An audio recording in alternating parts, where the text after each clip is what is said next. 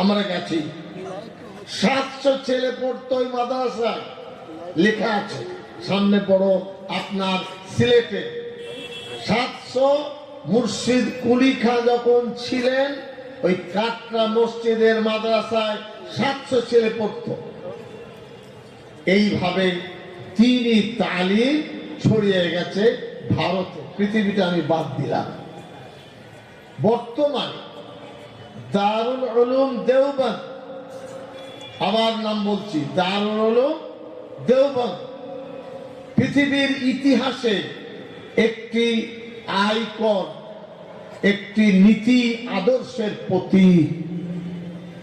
1866 সালে দেওবন্দ প্রতিষ্ঠিত হয়েছে।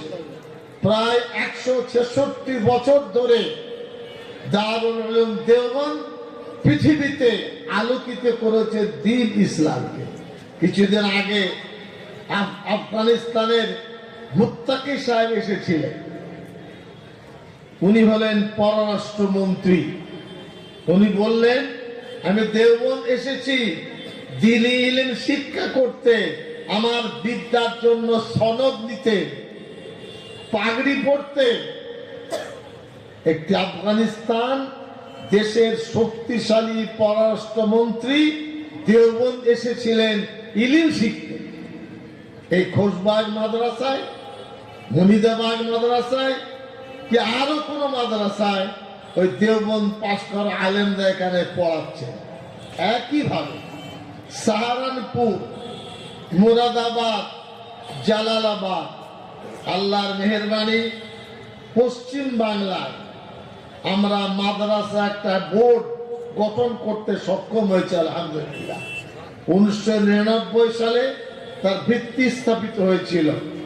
গতকাল দেওবন্দের মিটিং সেরে রাত্রের প্লেনে আমি কলকাতায় এসেছি।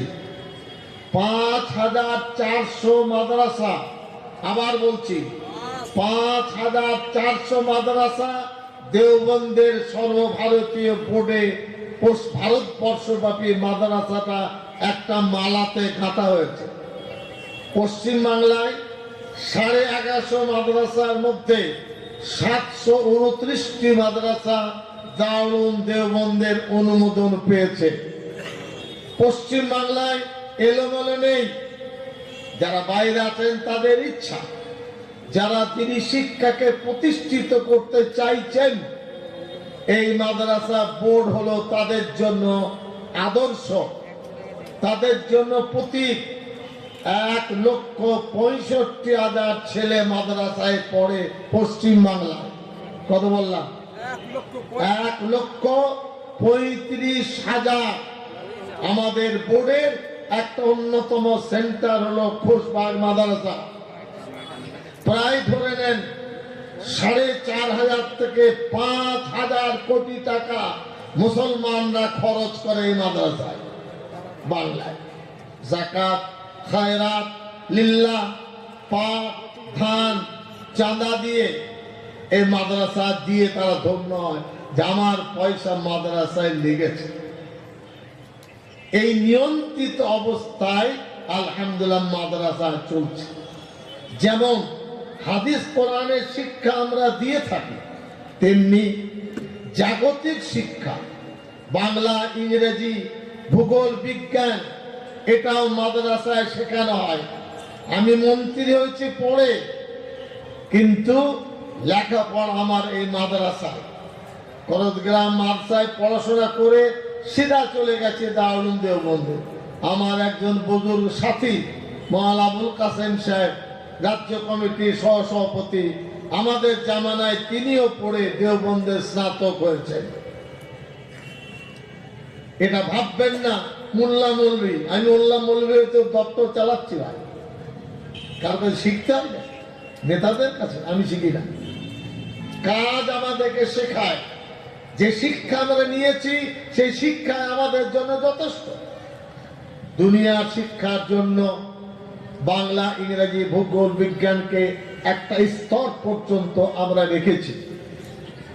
এছাড়া মাদ্রাসা শিক্ষার মধ্যে আছে পরিচ্ছন্নতা, আছে ডিসিপ্লিন, আছে ভাব বিনিময়, আছে ত্যাগ। চাপড়া থানায় বড়বাবুর অফিসে যাবেন, কিংবা কৃষ্ণনগরে এসডিপিও সদরের কাছে যাবেন, দেখবেন ওই অপরাধী ক্রিমিনাল তালিকায় কটা মাদ্রাসা উস্তাদের নাম পাবেন? উত্তর দেন, হাজারেও। কি কারণে নেই?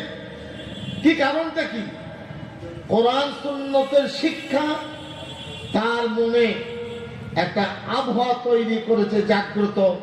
তোমাকে ডিসিপ্লিন শিখতে হবে, দেশ প্রেম শিখতে হবে, মানুষকে ভালোবাসতে হবে, মানুষের সুখে দুঃখে থাকতে হবে। এই শিক্ষা আলহামদুলিল্লাহ সারা বাংলায়, এখানে অনেক পার্টির ভাইরা শুনছেন, আমার আপত্তি নেই। স্পষ্ট ভাষায় আপনাদের বলছি, বাংলায় বাম জামানার পরিবর্তন ওই নন্দীগ্রাম এই মাদ্রাসা মোল্লা মৌলবীরা করেছিল। চাপড়া লোকেরা করেনি। চাপড়া লোকরা গেছে নন্দীগ্রাম, খবর গেছে। আমরা 20 বার কম করে গেছি। ওই কাসেম সাহেব গেছে, আসাদ সাহেব গেছে। কেন? আমরা ক্রাইসিস অনুভব করেছি যে পরিস্থিতিটা কোথায়। এবার আসুন, এই আলোচনার একটা দিক হলো